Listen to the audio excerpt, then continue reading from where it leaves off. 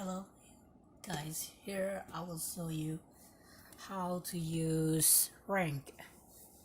If you have a number and you don't want to short it and you want to know which is highest or lowest in terms of rank, you can use Excel command or formula called rank like this. You put the number you want to rank and the group of number that will be show which rank it is, and then you select the order, ascending or descending. Here I will show you descending like that, but if you want ascending you can see it also like that. And what you need to know about rank is if you have the same number for two data, it will show you the same rank, but it will skip one rank.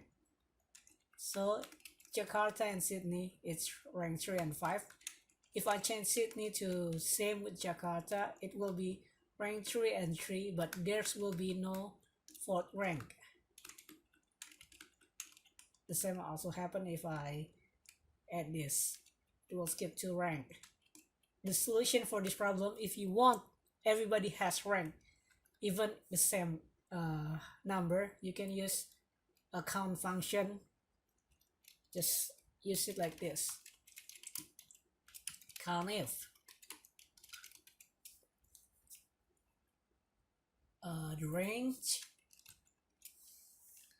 and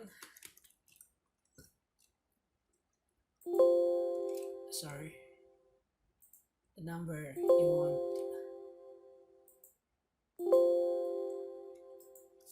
Yes, comma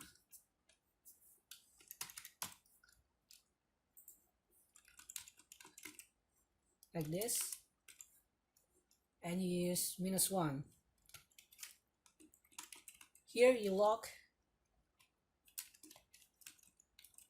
here only.